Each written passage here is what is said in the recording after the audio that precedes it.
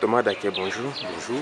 Vous êtes le président de la coordination de la société civile Force Vive du Nord Kivu.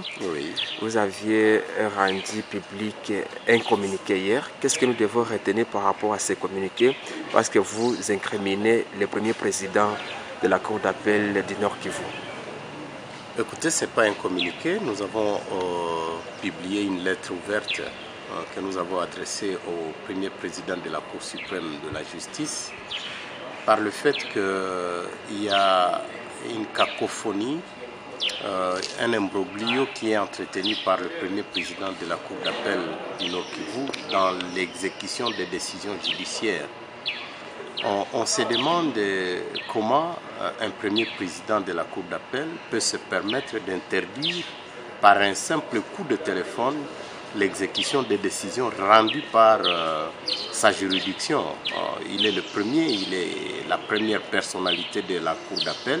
Il ne peut pas, en sa qualité de garant de la justice en province, interdire l'exécution. Il est bon de prononcer des décisions judiciaires, mais ce qui importe, c'est l'exécution de ces décisions. Sinon, on appelle les gens à se rendre justice. On appelle les gens à faire ce qu'on appelle la justice populaire. Et c'est ce qui nous a poussé, nous, au niveau de la société civile, pour empêcher que les gens commencent à se rendre justice. Il faut, au contraire, interpeller la personne qui voudrait contribuer à perturber l'ordre public, puisque le fait d'interdire l'exécution à 2 reprises, il appelle le propriétaire, celui qui est lésé dans ses droits, à recourir à d'autres voies, à d'autres mécanismes. 2, la personne même qui est dans la parcelle, qui doit être déguerpie, se sent en quelque sorte menacée.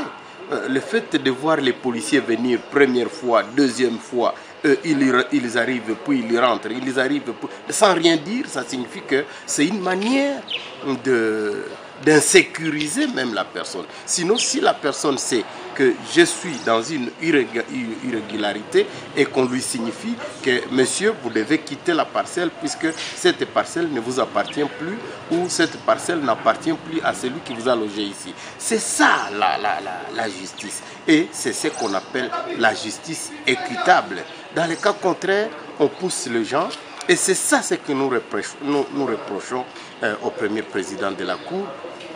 Il ne peut pas fouler à pied les décisions de sa hiérarchie. Il y a une note circulaire qui a été émise par le premier président de la Cour suprême qui interdit à toute personne, quelle que soit sa qualité, d'empêcher l'exécution des décisions judiciaires. Et lui, il a cette note-là, malheureusement, qu'il ne veut pas respecter. Voilà pourquoi nous avons lancé cette lettre au premier président de la Cour suprême pour demander que les décisions rendues par la Cour d'appel soient exécutées lorsqu'elles sont considérées comme exécutoires.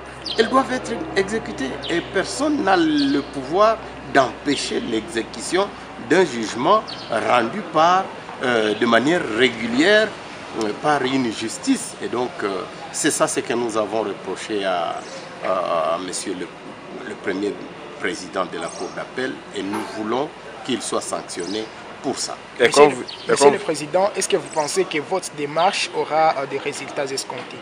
Écoutez, nous ne sommes que des gens qui sonnent, qui font la sonnette d'alarme. Nous avons écrit et c'est tout.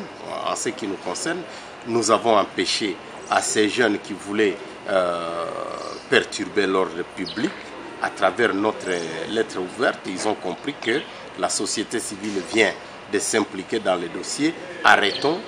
Et nous avons interpellé le premier président et nous avons alerté les autorités qui ont la compétence de sanctionner et d'exécuter ce que nous revendiquons. Et donc, nous pensons que nous avons fait notre travail. Et avant de rendre publique cette lettre ouverte, est-ce qu'avez-vous tenté de contacter ou bien de voir le premier président Les mécanismes ont été mis en place pour qu'il s'exécute. Il ne l'a pas fait. Et donc, tous les moyens ont été mis en contribution pour qu'il se rétracte dans l'empêchement de l'exécution, mais il n'a pas répondu. C'est pourquoi nous avons écrit. Merci, monsieur. Nous vous remercions.